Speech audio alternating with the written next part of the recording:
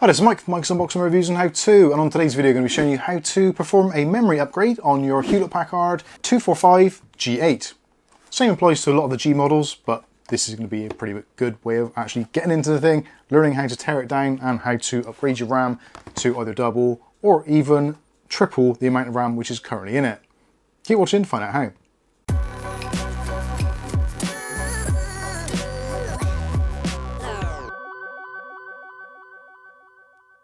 Okay, so in today's video we're going to look at how to upgrade the RAM in our Hewlett-Packard. This is the HP245 G8 model, so this is using a Ryzen 5 5500U.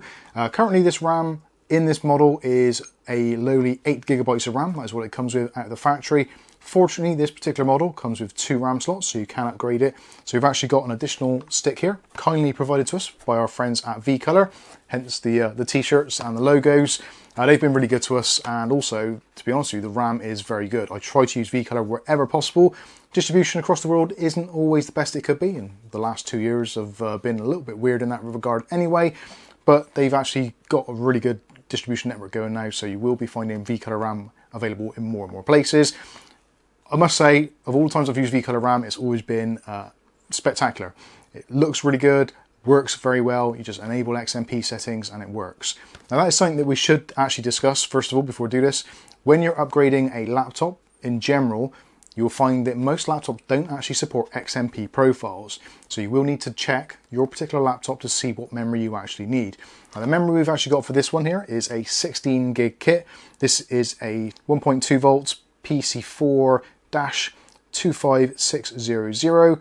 16 gigabyte SODIMM, so this is effectively DDR4 3200mhz speed.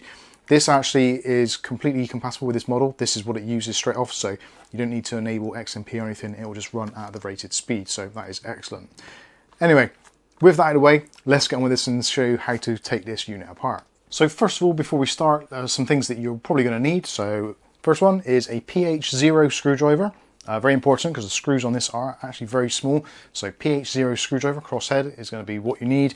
And also, if you can, some of these little plastic plugs. You normally get these with mobile phone cases, that sort of stuff. Basically, it's like a guitar plectrum, so you can use those. You can, if you want to, use other things like plastic spreaders or maybe even a knife. Sharp objects may damage the plastic, so you want to be careful with that, but you will need these to actually get into the unit. Also, possibly a sharp edge, such as a knife blade, to remove the plastic strips at the bottom. So we've got 2 plastic or rubberized strips here, which are basically the feet of the laptop. Now 2 of the screws are actually up the front here, so there's one there and one there. I was hoping that was going to be all it was, but sadly it isn't. So we're going to need to remove these 2 strips, and that will reveal, I think it's another 5 screws in total. So I think there's 3 at the front there, or 3 at the front, 2 at the front. You'll see as I take it apart. So let's start with that first of all. So I'm actually going to use the plectrums because I've actually removed these before and they do come out relatively easily. You don't want to rip them off because you want to, if you can, potentially reuse the actual adhesive.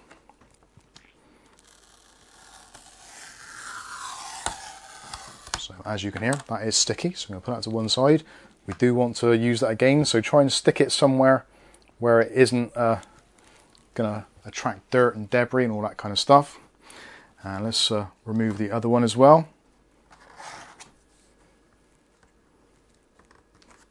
If you get started with the plastic wedge, first of all, that will bring it out a lot bit easier. You will find that these are slightly different as well. So, like put the front one at the front and the back one at the back when you put it actually on your desk or wherever. There are very slight differences. This one's got a little nodule in the middle, which matches up with the middle screw there. So let's put this to one side. So now this gives us full access to the screws. So let's give you a close-up so you can see what the screws are like. So this is the base of the laptop. So there's 2 screws here. These are actually on somewhat of an angle, sort of almost like a 45-degree angle. So don't try and get the screwdriver straight in because it won't work. And likewise with this one, it is on a angle, kind of facing outward. If you've got this particular unit, you'll understand it when it comes to actually taking it apart. So I'm going to put my 2 screws to the side so I know where to get them later. So now we've got another screw just here in the middle. And these are slightly different coloured, so they are colour coded, they're not all the same. So try and lay them out in an order so you know which way they go when you want to put it all back together. Next up, we've got 3 at the back here. So 1, 2 and 3.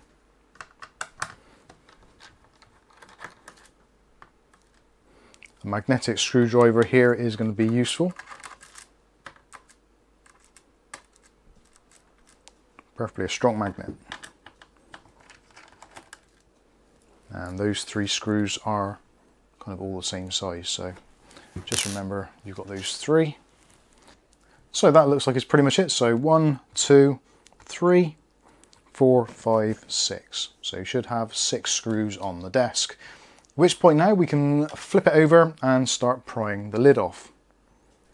So for the next part of this is to actually remove the plastic cover. So if you look at where the keyboard is, you'll see there's a very slight ridge around the outside edge.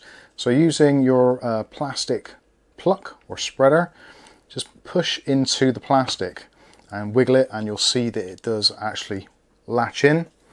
And what you can do, if you have them available, is get a couple of these and just pop them in. And if you just go round, wiggle the base a little bit, and basically you'll find as you go through you can release, and it should all come out. There are going to be some areas which will be a little bit tougher than others due to how many clasps there are, but you should get to a point where you can apply a little bit of pressure, just hold it open slightly, and then push the pucks in, and that will disengage. Hopefully you can see this. It's not particularly easy to get the angle on the camera and do this at the same time. So when you've got a little bit like that, just get your pluck in and just give it a little push down and lever out. If you can, hold it in place a little bit, stretch the plastic slightly and just push the pucks in. Pushing the plugs in actually releases the clasps, so you can do that all the way around.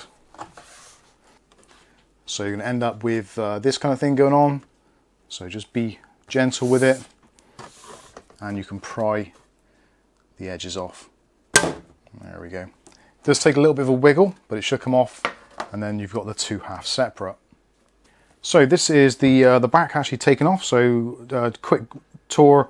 Battery here, you can disconnect it if you want to, don't really need to for this particular instance. Your Wi-Fi module is here. There is your SSD or M.2 drive, and this is your RAM here. Obviously cooling situation, so if you want to clean this out you can do whilst you're in there.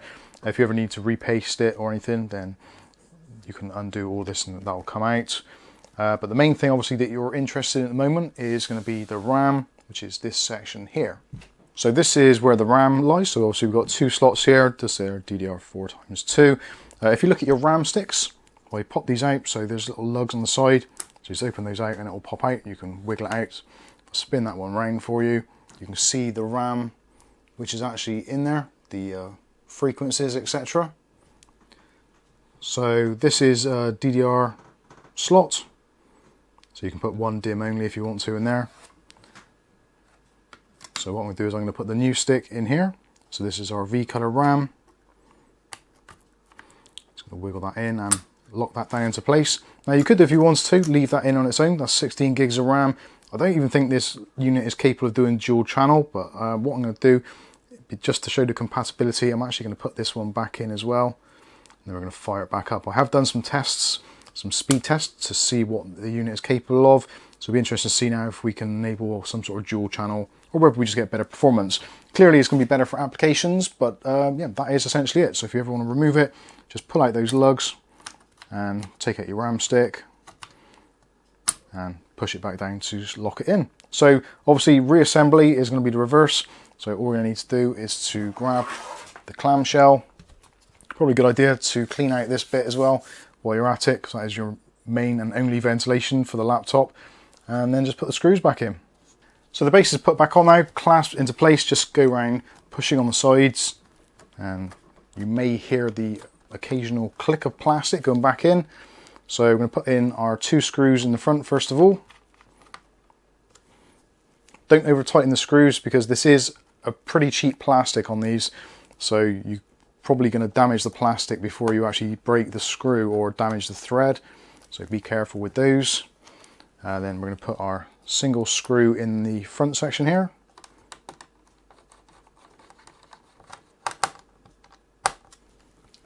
And then we've got the 3 screws that go into the back section.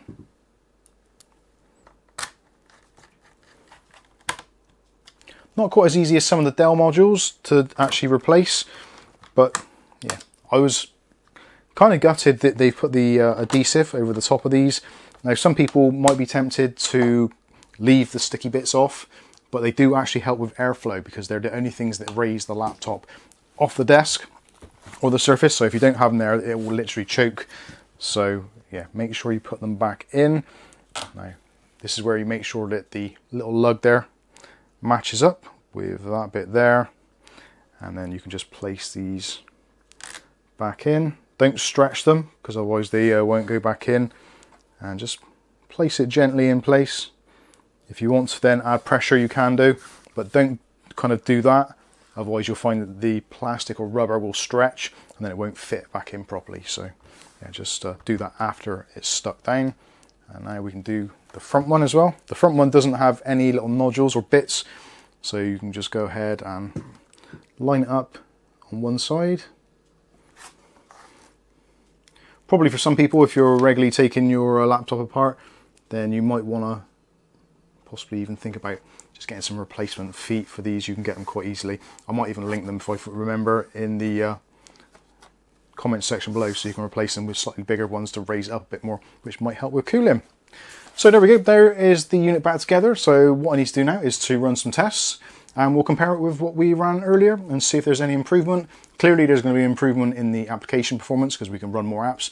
With 8 gigs as standard, just Windows running, it takes up about 4. As soon as you fire up a few applications, maybe some Chrome tabs, all that kind of stuff, don't forget this has got shared graphics or shared memory graphics. So that will try and take what it can. So this, if you're planning to do some light gaming on your laptop, this is going to help with giving it a little bit of extra room. So in theory now, we should have 24 gigs of RAM, which for a laptop is pretty awesome. Anyway, we'll be back after we've run some tests. Okay, so that was pretty straightforward and pretty simple, and I've got to say the results are pretty stunning. So we've gained points in pretty much every aspect of the laptop's usage. So the only thing which really didn't make any change and actually did go down slightly, although it is a minuscule amount, and that was the SSD. We're using Passmark. So I'll show you the results on the screen now. So this is the results before, and now you'll see the after. So as you can see, pretty significant jump in performance. The RAM has definitely gone up quite a lot, and we're now at a much better place, and in fact almost pretty much desktop RAM speed. So that's pretty decent. So I like that a lot. And the best thing of all is it didn't cost a fortune. Now, like I said, V-Color kindly sent us the RAM stick to do this upgrade. I did request it from them. I said I was planning to upgrade my laptop. Could they help me out? And actually, even if they didn't, this is possibly one of the cheaper RAM sticks on the market at the moment. So I'll leave some links in the video description for Amazon.co.uk, Amazon US, etc, etc. You should be able to pick this up. At the time of recording, it was somewhere around about $50 for a 16 gig memory upgrade for a laptop, which I think is an absolutely fantastic price. Very, very hard to beat indeed. Again, prices may differ where you are locally and stock availability, etc. If this specific stick isn't what you're after, ideally, like I said at the beginning of the video, you want to look at the RAM on your actual machine, see what's in there, make a note of it, and then try and match it up, because you're not going to be able to change things very well. You may actually, at some point, if you can't get the RAM, just remove the existing 8 gigs of RAM and just replace it with either a single 8 or just replace it with a single 16, one of these, or you can get twin pack kits, so you can do a 32 gig kit if you want to. Obviously, do check to make sure your laptop supports it. I'm pretty sure this one will. It supports the 24 gigs, no problems at all, so if you want to do that, you can do. And like I said, it does give an overall boost in performance for pretty much the whole system. So the RAM is faster, the CPU is actually faster, the onboard graphics is faster, so there's a win-win situation on all forms. So let me know what you think about this video. Hopefully it's been helpful to you. If it has, smash the like button. If you want to see more content like this on a daily basis, then don't forget to click on the subscribe button and the chime icon, and you'll be notified of future video releases. I think that's going to wrap this one up. I've been Mike, this is Mike's Unboxing Reviews and How To, and hopefully we'll catch you in the very next video. Thanks for watching.